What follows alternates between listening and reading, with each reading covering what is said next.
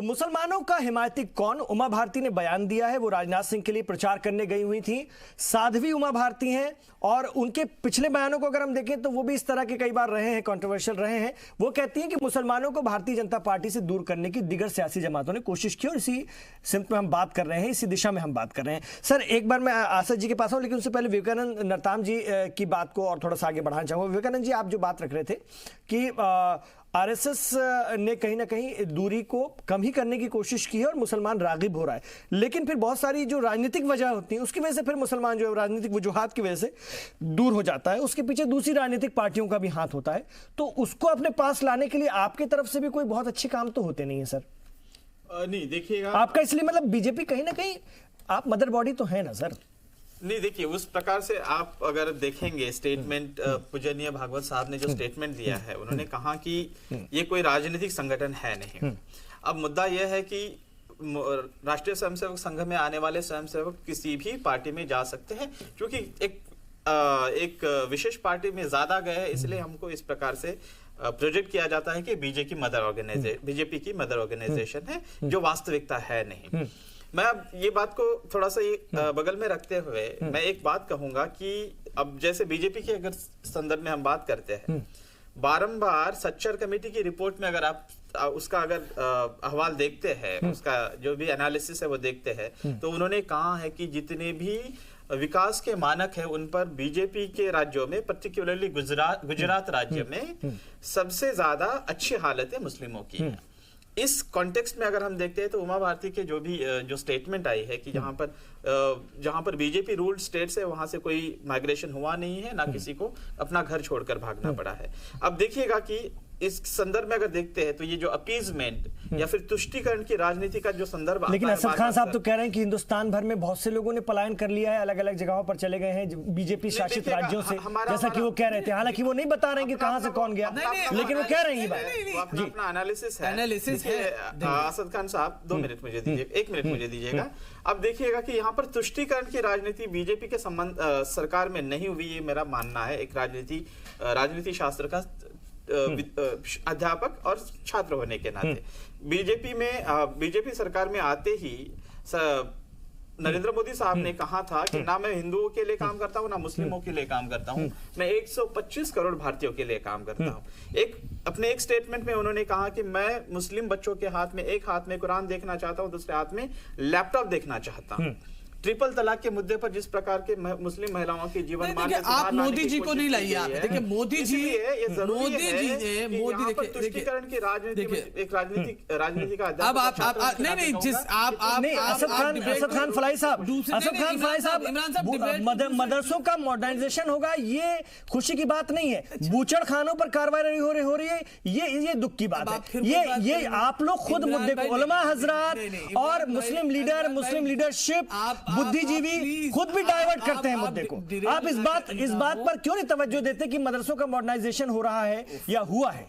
अब आइए देखिए, इन मेरे को पैनलिस्ट जो थे वो मोदी जी के बारे में बता रहे थे। मोदी जी के ऊपर ना तो हमने कोई कमेंट किया, ना उनसे हमें कोई आपत्ति है, क्योंकि उनके कोई भी बयानात नहीं आए। आज जिनका बयान आया है उमा भारती साहिबा, इन्हीं के बयानात उठा के देख लीजिए, जो कहती है मुझे बाबरी मस्जिद तोड़ने पे फख्र है, उसके विध्वंस करने पे फख्र है, तो आप कहेंगे कि मुसलमान इससे खुश होगा? आप बताइए।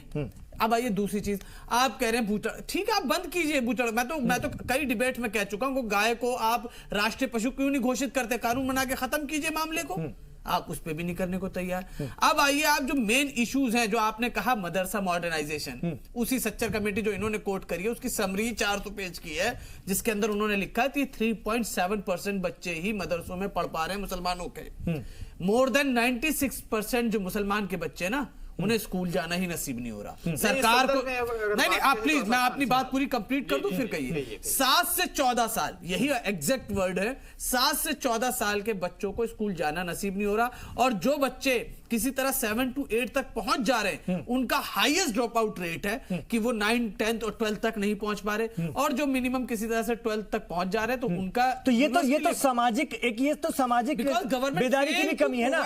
सिख अल्पसंख्यक, जैन अल्पसंख्यक, उनके बच्चे बच्चे तो इस तरह से ड्रॉप आउट नहीं हो रहे हैं, सामाजिक बेदारी की भी कमी है इसका मतलब। पूरी तरह अब मैं आ रहा हूं ना, अभी आप हमारे बगल में, हम यूपी में बैठे ना, इमरान भाई प्लीज एक सेकंड, बहुत अच्छे से डिबेट होनी चाहिए। हम यूपी में बैठे ना इस वक्त, जहां पे भी साइजेबल अमाउंट में पॉपुलेशन है मुसलमानों की, आप वहां का सर्वेक्षण करवाइए। मैं अपने पर्सनल कन्विक्शन पे और जाके बात कर रहा हूं, प्राथमिक विद्यालय मौजूद नहीं है जहां बुनियादी तालीम दी जा सके, जहां बच्चे के नरिशमेंट और पॉलिश। तो क्या 3 साल की बीजेपी सरकार ने उत्तर प्रदेश में ये काम किया?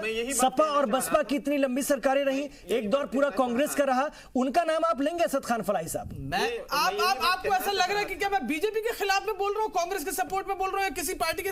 मैं एज एक जिम्मेदार नहीं, तो आपको विजय जी से भी ये सवाल करना पड़ेगा। आप विजय जी का नाम लेकर कहिए, बताइए, आप विजय जी का नाम लेकर कहिए कि आपकी सरकारों ने या आपकी हिमायत वाली सरकारों ने वहां पर जो है क्या गड़बड़ी की है, मुसलमानों को कितना पीछे कर दिया, उससे जवाब लीजिए ना आप टेलीविजन पर। लेकिन कांग्रेस से जवाब ऐसा तो नहीं आता ना, कांग्रेस की तरफ से ये बयान तो नहीं आता कि अगर तुमने हमें वोट नहीं किया तो हम तुम्हारी नौकरियां नहीं देंगे, हम तुम्हारे को ये फलां जो है आपको तुम्हें डराएगा, तुम्हारे जान माल आके तुम्हारे ऊपर हमला करेगा। ये किसने कहा? कौन कह रहा है? एक मिनट असद खान भाई साहब, एक मिनट नीतू, कौन, किसने कहा ऐसा? किसने कहा सर जी? बीजेपी के जो टॉप लीडरशिप तो छोड़ दिए, जो उसके जो उनके पोजीशन होल्डर लोग हैं ना, उन लोगों के स्टेटमेंट उठा के देखिए कि उन्होंने मुसलमानों के जज्बात के साथ, एहसासात के साथ किस तरह खिलवाड़ किया है, कैसा एहसास कराया है कि आप सेकंड ग्रेड सिटीजन हो, you are not the first grade citizen और you are not equal Indian like us. कि ये उनका ये इस तरह के जो बयान देखिए, कौन वजीर आजम नरेंद्र मोदी ने कहा कभी? मैंने मोदी जी की बात, टॉप लीडर अमित शाह जी ने कहा कभी?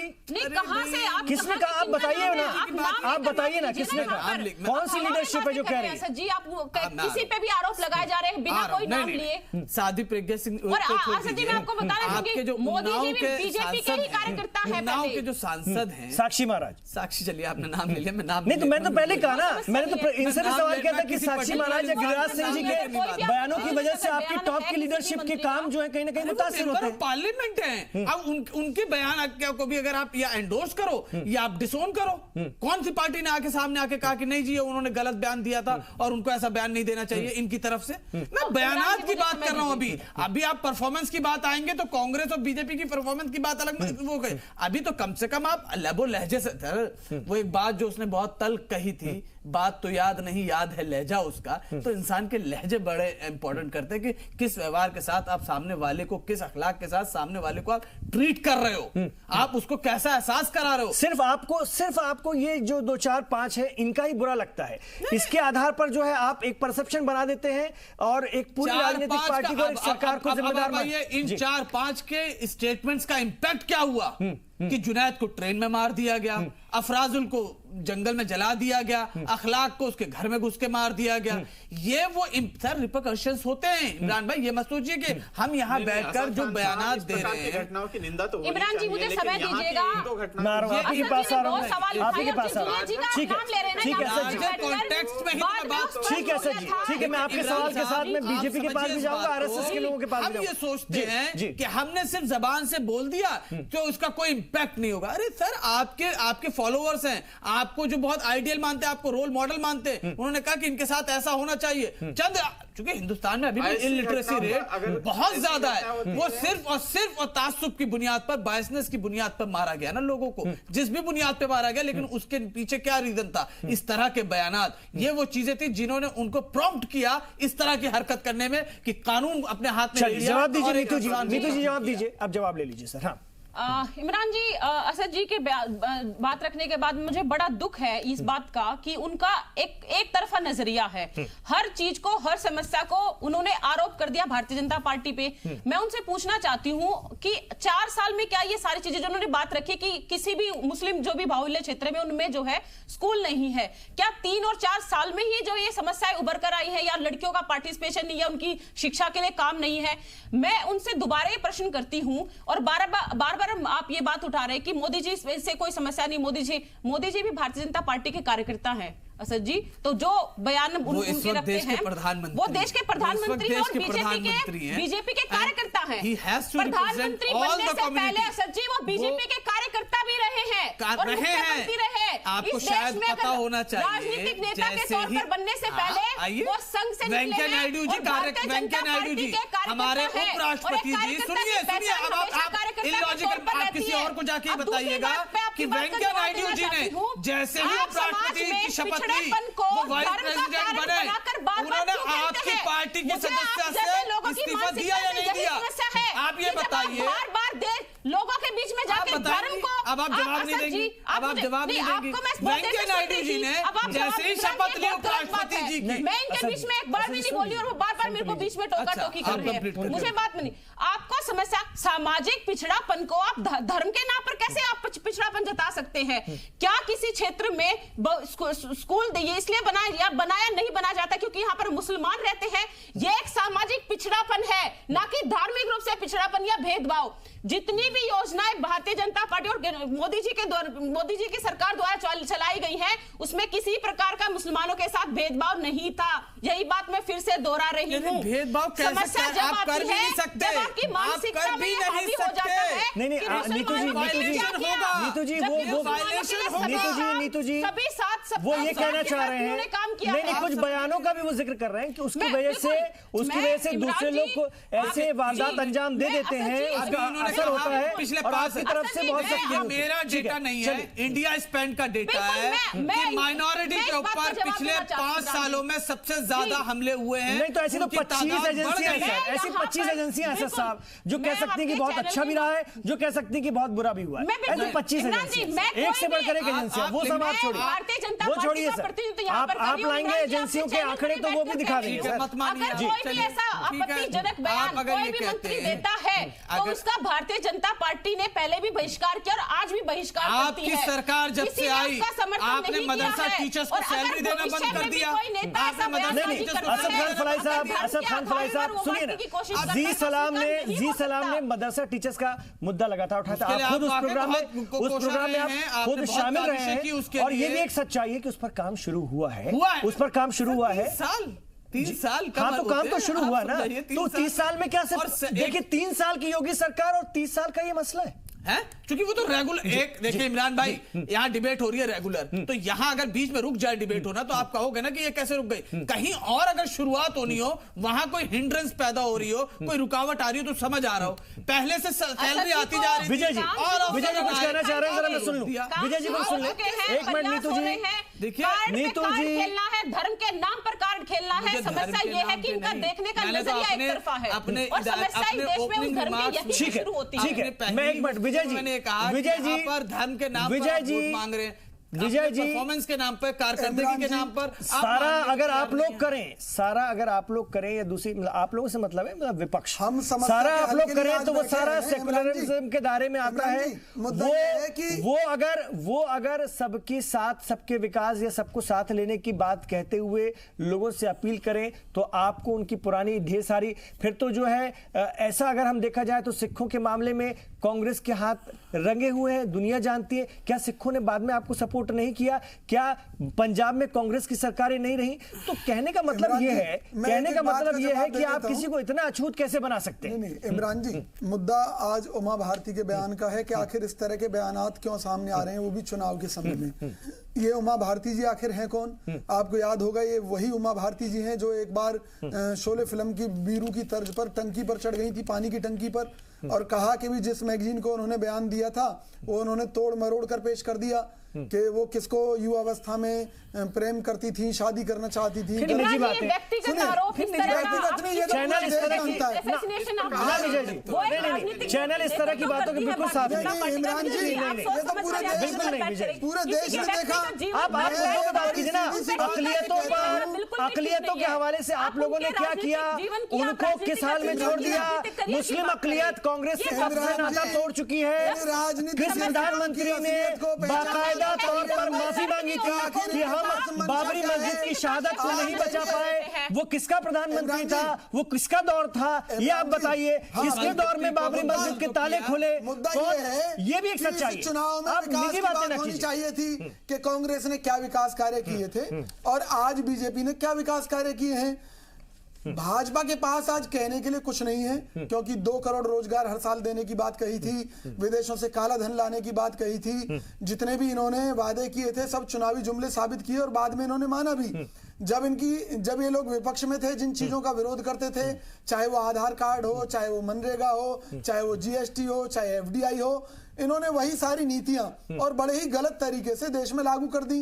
नोटबंदी देश का सबसे बड़ा घोटाला है, राफेल सबसे बड़ा घोटाला है। इसका एक सबूत देना चाहता हूं, बिल्कुल छोटा सा। राफेल सबसे बड़ा घोटाला है। सुनिए, मेरे मुद्दे पर रही राफेल पे हम बहुत बात कर चुके हैं। बिल्कुल सही कह रहे राफेल पे हम बहुत बात छोड़िए, मैं सुप्रीम कोर्ट में साबित कर, अरे राफेल मेरा मुद्दा आज नहीं है, मुद्दे से मत भटकिए।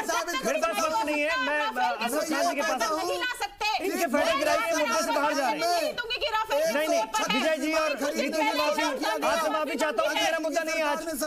असद खान फलाई साहब डिबेट से बाहर नहीं, राफेल पे बहुत बात हो चुकी सर, और बात करेंगे कभी। मैं तो एक छोटी सी चीज कह रहा हूँ, एक छोटी सी चीज कि भाई ये कहते हैं कि भाई हमने कांग्रेस सरकार के मुकाबले सस्ते दामों में राफेल खरीदा है। राफेल मेरा मुद्दा नहीं है सर आज। कांग्रेस 136 विमान खरीद रही थी, तो इन्होंने 36 विमान।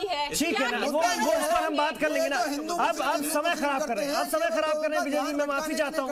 असद खान फलाई साहब जी, आप लोगों को, उलेमा हजरात को, मुस्लिम बुद्धिजीवियों को, या जो इस तरह से सो कॉल्ड बीजेपी से दूरियां बनवाते हैं मुसलमानों की, मैं उनसे पूछना चाहता हूं, आप हो सकता नहीं हो, लेकिन मैं एक क्वेश्चन पूछना चाहता हूं कि बीजेपी अगर मुसलमानों को एड्रेस करके वोट भी मांग ले अपने लिए, तो आप लोगों को इतनी तकलीफ क्यों हो जाती है? आप पुराने तमाम रिकॉर्ड आंकड़े ले आते हैं। जब मायावती जो काम करती है, जो मुजफ्फरनगर जिनके दौर में हुआ, समाजवादी पार्टी के लोग और जिनके यहाँ सफाई महोत्सव मनाया जा रहा था, ऋतिक रोशन को नचवाया जा रहा था, उनसे आप सवाल क्यों नहीं पूछते? आप कांग्रेस को कटघरे में खड़ा क्यों नहीं करते? आप मायावती को खटघरे में खड़ा क्यों नहीं करते? अब आप सुनिए, मुझे तो खुशी होती है कि कम से कम बीजेपी को एहसास तो हुआ कि हम भी हिंदुस्तानी हैं, हम भी वोटर हैं, हमारे वोट से भी सरकारें बनती हैं। कम से कम हमसे वोट मांगने तो आए कि मुद्दतों बाद चला उन पे हमारा जादू। अच्छा, मुद्दतों बाद हमें बात बनानी आई। असद जी, आप अपने आप को देश का नागरिक नहीं मानते क्या? देखिए, मैं ओवरलैपिंग नहीं करता हूँ। नीतू जी सुन लीजिए ना, वो क्या कहना चाह रहे हैं, सुन तो लीजिए।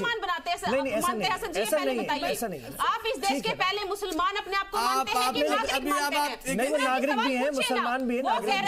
ठीक है ना, चलिए भाजपा के हिसाब से नीतू जी वो अच्छी बात बता रहे हैं, सुनिए।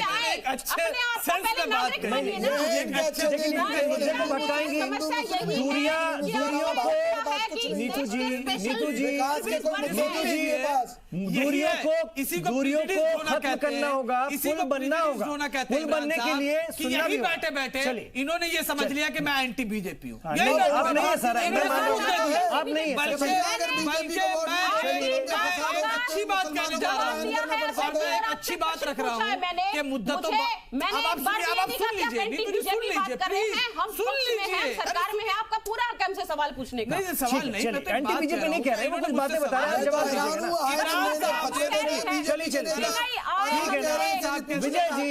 विजय जी कहाँ आप कौन सी बातें कर रहे हैं? एक तो आप राफेल ले आते हैं, मैं कैसे आपके पास? चलिए आप अपनी बात। इमरान साहब ने मुझसे आराम से नीतू जी वोट मांगती है, नीतू जी आराम से मांगने की अपील करती है, तो इस पे आपको आपत्ति क्या है? तो मैंने तो कहा हमें तो खुशी होती है इस बात की कि कम से कम आपने हमसे आके वोट मांगने की अपील तो की, हमें आके वोटर तो समझा, हमें हिंदुस्तानी तो समझा।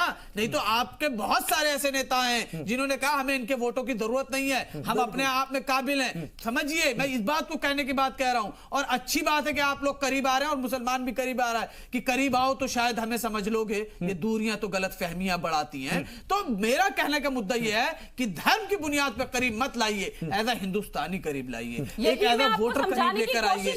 आप एक एज अ कि आप इस देश के पहले नागरिक हैं, आप पहले हिंदुस्तानी हैं। मुझे समझाने की जरूरत नहीं है। आप अपने आप के और अपने संगठन को जाके बेहतर कीजिए, उनको समझाइए कि इस तरह के बयानात ना दें जिस बयानात की वजह से एंटेगनाइज हो जाती है। विकास के बारे में बताना पड़ेगा। अभी रिसेंटली देख लीजिए मेनका जी ने क्या कहा था, उन्होंने क्या कहा। और आपके कर्नाटक के जो सीनियर लीडर है, ही इज सेइंग मतलब उसमें कि हमें जरूरत नहीं है मुसलमानों, हम मुसलमान, हम वोट नहीं देता, हम क्यों दे टिकट उनको? तो सर जी, आप चाहते हैं कि मैं आपको जितने कांग्रेस के, सपा के, बसपा के बयान गिनाऊं यहाँ पर बैठ के, फिर आप बोलते हैं कि आप एंटी बीजेपी मुझे समझ रही है। नहीं, आप बताइए, बार-बार मुझे बताइए, सपा के किसी लीडर की बात बताइए, मैं उसको अपने स्टेटमेंट में ऐड ऑन कर लूंगा। अगर मेरी नॉलेज में कोई चीज नहीं है तो आप बताइए, सपा का बताइए। चलिए पहले सपा का बताइए। एक बात बताना चाहती हूँ। अरे आप मुझे ये बताइए, असद खान फराई साहब सुनिए ना, मुजफ्फरनगर 2013 में हुआ था, आज भी 20,000 लोग कैंपों में रह रहे हैं। सो कॉल्ड सेकुलरों की सरकार थी, आज भी लोग 20,000 लोग रह रहे हैं। अब उनकी बाज़ाबादकारी के लिए काम हो रहे हैं। तो ये देखिए कि जो आपने आपको सेकुलर कहते हैं, जिनको मुसलमान बल्क में वोट करते हैं, जो ऐसा दावा करते हैं कि मुसलमान हमें बल्क में वोट करता है, उन्होंने क्या किया? उन पर आप सवाल क्यों नहीं करते? मुजफ्फरनगर के जो दंगे हुए थे, उस दंगों के दाग समाजवादी पार्टी के दामन से छूट नहीं गए, वो हमेशा रहेंगे उसके दामन पे। जिस तरह से 2002 के दंगे बीजेपी पे रहेंगे, 1984 के दंगे कांग्रेस पे रहेंगे। इस तरह के देखिए, मौजूदा सरकार ही तो जिम्मेदार होगी। जिसकी भी सरकार होगी, वहां पर अगर कुछ अच्छा होता है तो उसका क्रेडिट सरकार को जाएगा, और अगर बुरा होगा तो वो भी उसी के लिए जिम्मेदार होगी। तो ये मत समझिए कि समाजवादी पार्टी को आप कह रहे हैं कि मतलब उनको क्लीन चिट मिल गई है मुजफ्फरनगर दंगे। भाई उसके लिए वो इतनी जिम्मेदार है, ये कहती है कि हाँ हमने करवाए नहीं है, कम से कम हमने कोशिश की रोकने की। कुछ असामाजिक तत्वों ने इसमें आके इसको हवा देने की। अब आप खुद से सफाई देने शुरू हो गए। आप, यही तो प्रॉब्लम है असद जी, यही तो प्रॉब्लम है। आप उनकी सारी बातों को एज इट इज जो है पेश कर देते हैं, लेकिन वही बात नरेंद्र मोदी कहते हैं कि 2002 में हमने अपने लेवल पर पूरी कोशिश की कंट्रोल करने की। तब आपको लगता है कि नहीं जी, नहीं, यही तो फर्क है। ये इस तरह से नहीं चलेगा। आप देखिए असद जी, आप खुद से बोलने लगते हैं समाजवादी पार्टी या कांग्रेस की जबान, खुद से बोलने लगते हैं। ये सच्चाई है, ये सच्चाई है। बिहारी वाजपेयी जी ने कहा था ना कि मुख्यमंत्री जी ने अपना राजधर्म नहीं निभाया, कहा था गोवा कन्वेंशन में। किसके लिए कहा था वो? आपको भी पता है, मुझे भी पता है। और वहां के और मौजूदा जो अधिकारी थे, उन्होंने क्या कहा कि हमें सरकार की तरफ से छूट दे दी गई थी कि इतनी देर के लिए